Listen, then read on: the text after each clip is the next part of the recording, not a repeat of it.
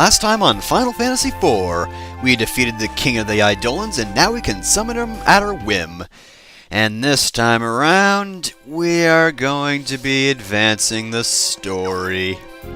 And the reason I sound disappointed by that is because now we get the privilege of going to the sealed cave.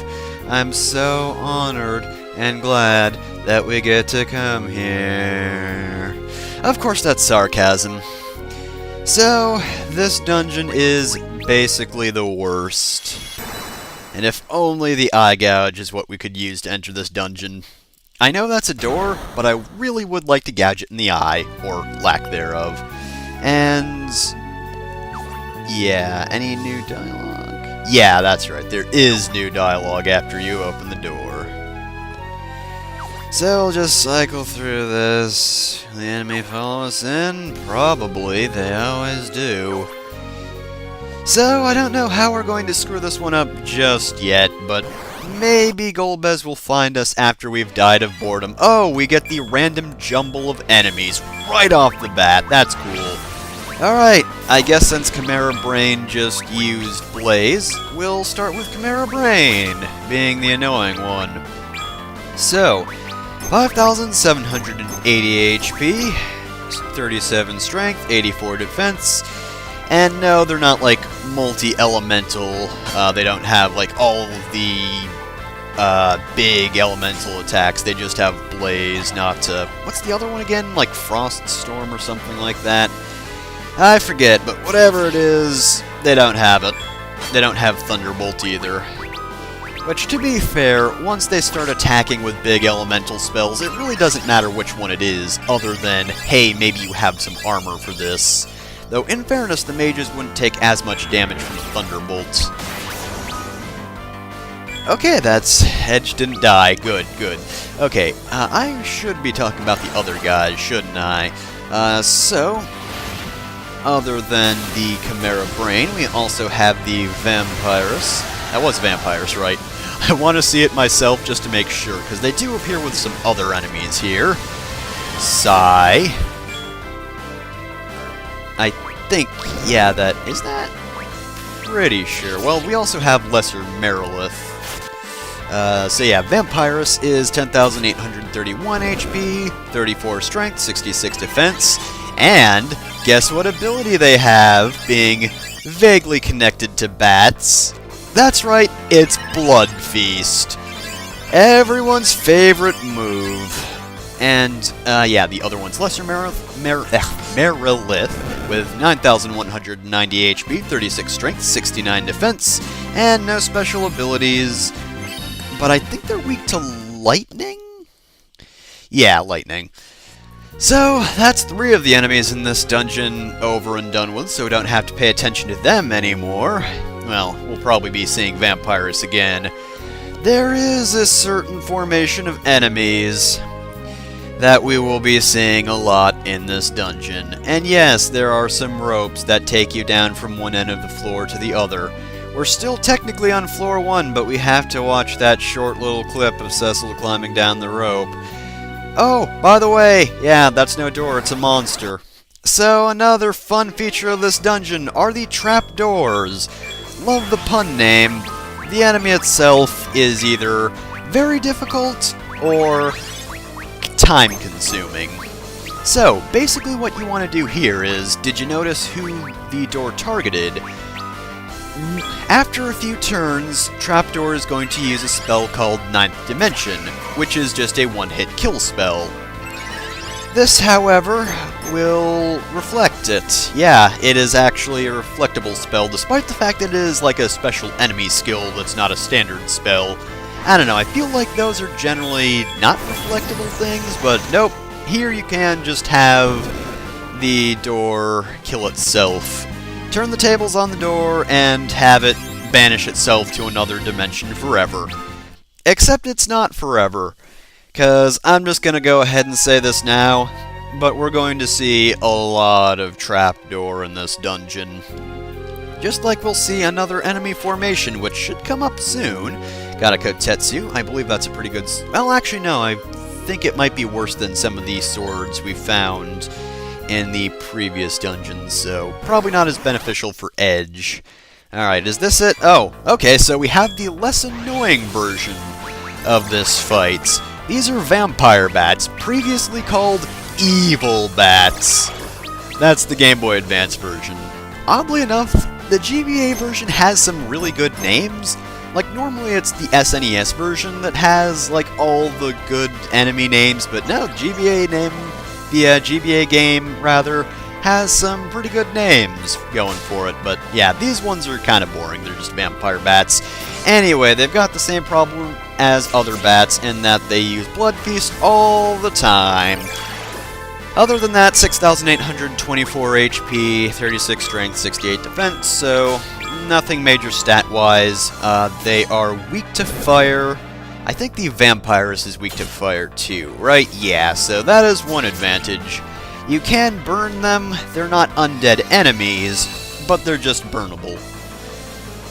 That being said, I did luck out by encountering only 2 vampire bats. I believe that's the minimum you can encounter at a time. So, yeah, in case you don't know what I was alluding to earlier, by the way, they can appear with a single Vampirus, which is also very, very annoying, because they're all Blood Feast users. I think you can get a max of 6.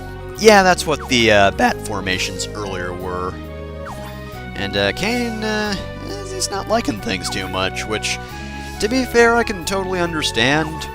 I mean, we usually get ambushed by Golbez, so the fact that we can't even see any signs of him means that he's probably got something planned. I mean, he's already had plenty... Oh, well, what do we got? Oh, we've got Nagarajas, I want to say. 4,490 HP, 34 strength, 65 defense. And, yeah, they can silence you. That's not too terribly fun, but... Oh, yeah, they can poison you as well. Okay, so they can silence and poison. Okay, so they're status effect guys, but they are very easily killable. Anyway, what I was about to say is... We've already run into plenty of Golbez's very cunning traps. So we don't know what's in store for us now. He does seem like the type to mix things up. Because first off, he just grabbed the crystal. A devious plan indeed, and also I'm pretty sure this guy's taken way more than 4,000 damage. Anyway, gonna ignore that. And the second time, of course, was Golbez's most devious plan yet, i.e., a trapdoor. Not like the trapdoor enemies in this dungeon. No, just a normal-ass trapdoor. Opened up, we fell down. So I have no idea what could possibly be in store for us now. Could be like, I don't know. Wait a minute, there's a chance he might place a bucket of water on top of one of the doors. And then, when we defeated one of the doors, the bucket of water would fall on our heads! Oh my god, Golbez. Oh geez, just thinking about what he could possibly do is just sending chills down my spine. Oh, the humanity. Oh, but maybe that's too easy for Golbez. Oh, I don't even know. Oh no. What if we encounter him, and he tells us our refrigerator is running? And then we'll look behind ourselves, and he'll say, "You better go catch it!" Oh god, I shudder to think. The endless possibilities of tricks that Golbez could have up his metallic sleeve. Anyway, here's another trapdoor. I'm gonna skip this. Oh, actually, I shouldn't skip this because I do have a pro tip. You can use haste on the trapdoor in order for him to kill himself faster. So, yeah, that's some helpful advice for you there. Few speedrun strats. I said, even though if this were a speedrun, I'd be done already. But it's not, so I'm not. Alright, so, about the dungeon itself. Oh boy, 2 more trapdoors, right? 1 and 2. The dungeon itself looks okay. It's kind of a generic cave. The lava's okay. Oh, and I did start skipping these. Okay. Thanks, past me. That was a good idea. And then we fight this guy, and it's done. Oh, man. Alright, past me, you had some pretty good ideas, and oh yeah, by the way, there's nothing in those rooms, so you're wasting your time. I just wanted the experience, but don't actually go into the rooms. And by the way, that rope over there, I'm fairly certain that will lead... Actually, will it lead nowhere? Does it lead somewhere else? I have completely forgotten by this point. Come on. Oh god, the rope climbing animation feels so slow. Okay, yeah, so I skipped it. Meaning that rope leads nowhere. I sure do love dead ends so much, and already long dungeons, long, tedious dungeons that I don't think anyone likes. And yeah, I forget if all of these are... Yeah, that previous room must have been empty. A few of these have treasure, one of them is the way forward. I don't think it's the very last door, I think it's the second to last door, and ooh, lustrous sword. I believe that should be a light elemental sword. This will drop our defense, of course. So I think I'm gonna want to keep this for now. Defender is actually a really good sword. Kane can equip it as well, and it's very nice, actually. So, let's see here. I'm gonna guess this is the door. Oh wait, no, I'm pretty sure this isn't the door that leads forward. Yeah, it's another treasure room. Oh boy, and a whole lot more treasures. I am so glad that there aren't that many enemies in this dungeon, because we've pretty much seen them all. In fact, let me look at my notes. Yeah, we've seen all the enemies in the dungeon. Of course, past me had to deal with like 1,000 cave bats, and ooh, a Fuma Shuriken. That's like a normal Shuriken, except even better. Those are pretty great, and I would definitely save them, because they're good throwing weapons for edge. I know I haven't thrown much so far, but trust me, they're pretty good. There's actually one more throwing weapon, though, that is above the rest. But we'll talk about that later. Alright, take care of you. And that's over and done with. Okay, now we have those doors taken care of. They lead nowhere. Okay, I guess it was the last door. Let's fight you. Is there something on the left side? I have completely forgotten the layout of this dungeon. Oh yeah, it is treasures. Okay, yeah, I forgot the layout. But it is still the very last door. And I was wrong, it's not the second to last. Unless I was super wrong. Black Cowl, I believe, raises evasion, so it's very good for edge. Let's see here. Oh yeah, very nice. Bit of defense as well, always helpful. And I guess I kept this in. I don't know why I did. Shouldn't have done that. Normally I prefer cutting out my menus. And normally I do. To be honest, I forget which ones are random battles and which ones are... past me? Past me, you skipped that... Oh, that's right, it's a save spot. I don't think we're anywhere near the end of the dungeon, though. Although, there are only 15 minutes left in the video. Does the boss take a while? You know, again, I've forgotten the layout. Maybe this dungeon... when you cut out most of the horrible enemy encounters that are just so tedious and unfun, maybe the dungeon seems short. Well, I'll just have to look and see. Please fill out the map, thank you. I wouldn't even know what to think about past me if I seriously screwed that up. Oh, and it's the way forward anyway. So yeah, see, I keep forgetting the layout. I just know that there are doors upon doors upon doors that you have to kill. And if it's your first time playing and you don't know where you need to go, well, guess what?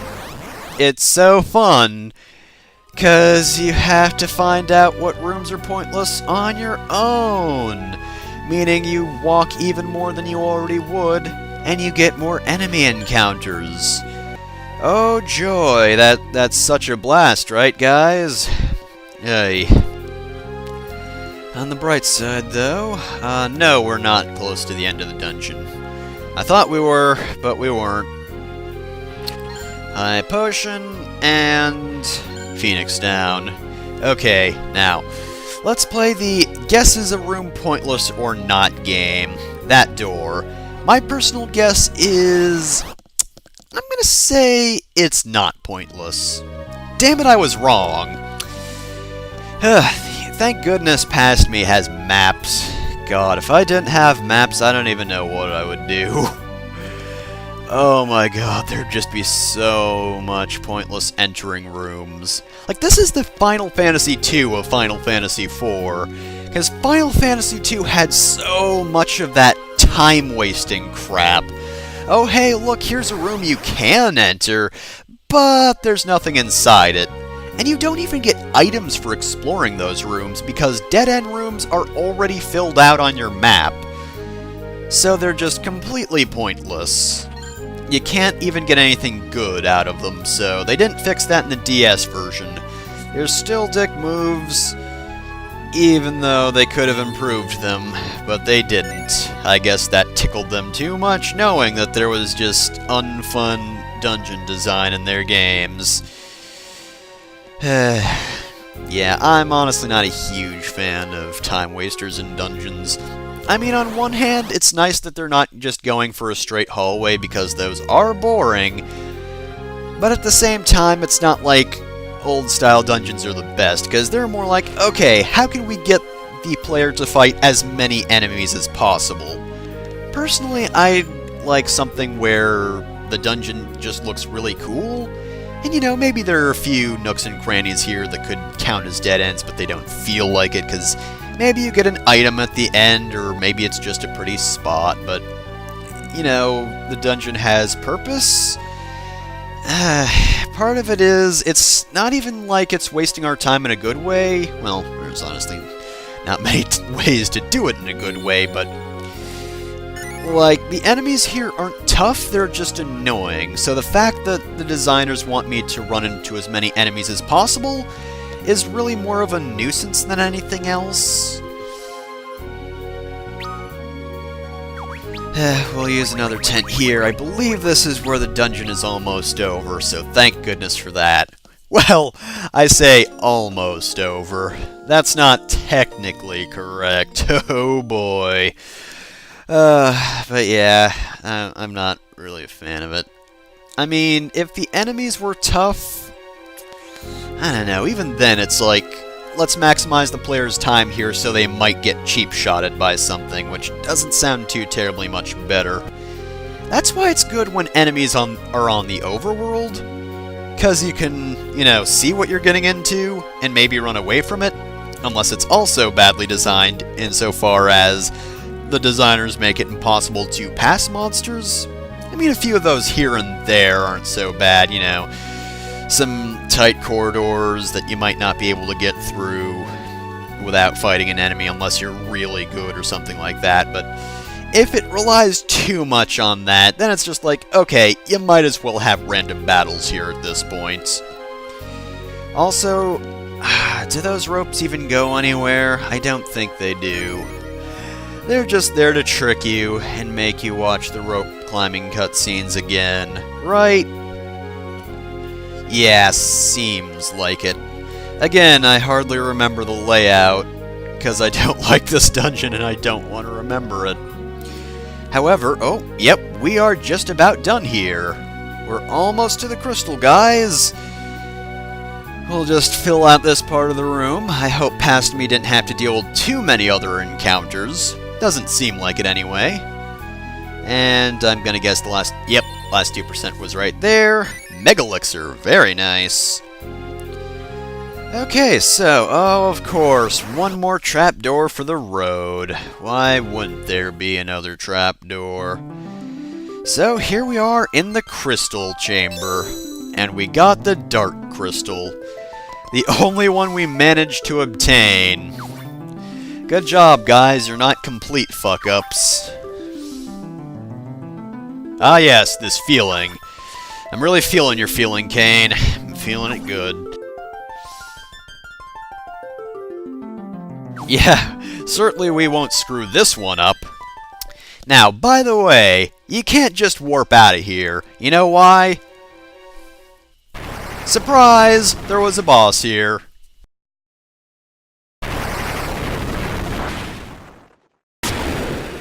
That's a little weird.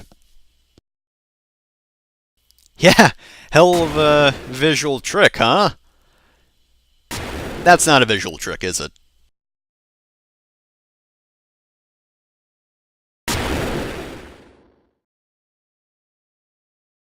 Okay, so the next boss is a wall. A living, breathing wall. I didn't see that horrifying demon in there beforehand, but I guess it's there now. We don't get the standard boss theme either, we just have the danger, terrifying theme. So, this guy has a whopping 99,999 HP and 120 defense. Its attack doesn't matter, because it has only one attack that it won't even use for a while. It's called Crush. Basically, this boss's gimmick is, it gets closer and closer, and if it reaches the party, it will use Crush, and you will all die. So that's why I slowed it down first and foremost, because you might notice, even when slowed, it moves pretty quickly. So basically, we want to berserk all the main attackers, so that they'll do extra damage and I don't have to waste my time making them attack. I mean, it's only like half a second to press the attack button, but even still. Alright, and I want to make sure Rosa has plenty of MP. Unfortunately, she's not really going to attack too terribly much, but we should give her something. Just to make sure. Right, so it might be a good idea to use Leviathan as well, just because he's very damaging. Because that's the strategy. Just do damage. Find a way to maximize your damage. Try to find a way to attack as fast as possible. Thank you very much, Haste. And you should be good to go, provided you're a high enough level. This is, unfortunately, not the best battle if you're under-leveled, because if you're not a high enough level, there's not too terribly much you can do to counter that, other than grind for a while. So we are going to haste Rydia, and of course, Berserker as well. Honestly, I'm not quite seeing what past me was doing, but it is a strategy. She will do more damage, but honestly, it would have been a better idea to use Leviathan. Of course, since Leviathan does cost 75 MP, that would mean you'd be wasting a few turns. Well, not a few turns really, but you would be wasting a bit of time using an ether or something like that.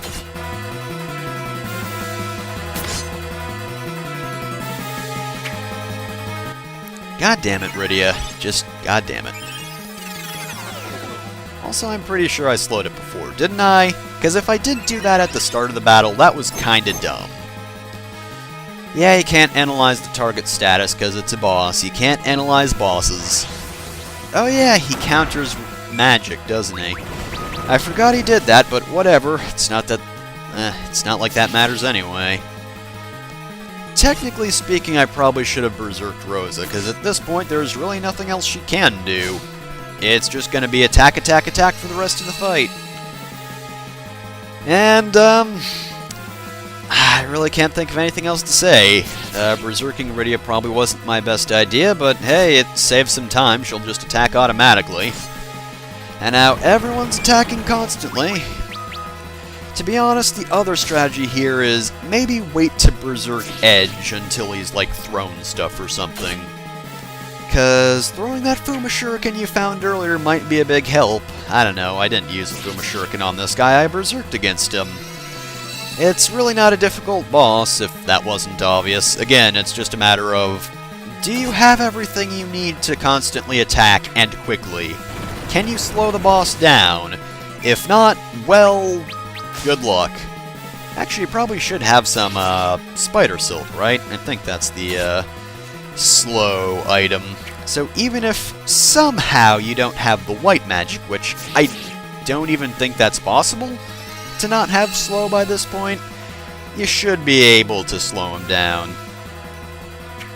Also, can you buy any Bachu's wine at this point? I don't know if you can. To be honest, I only half pay attention to the items you can buy at the shop because I don't buy them anyway. Yeah, I'm only doing 100 damage. Thankfully, Edge finished it off, but past me, I really don't know what you were thinking by berserking Rydia.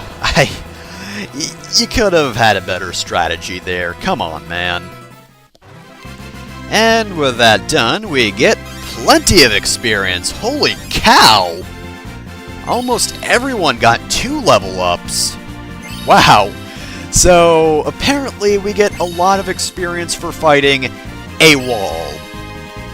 I mean, you'd think fighting a living being would give you more experience, but no, apparently not. Oh well, I'll take it. And the wall just backs the fuck off. Okay, fine. I am not gonna mess with you now.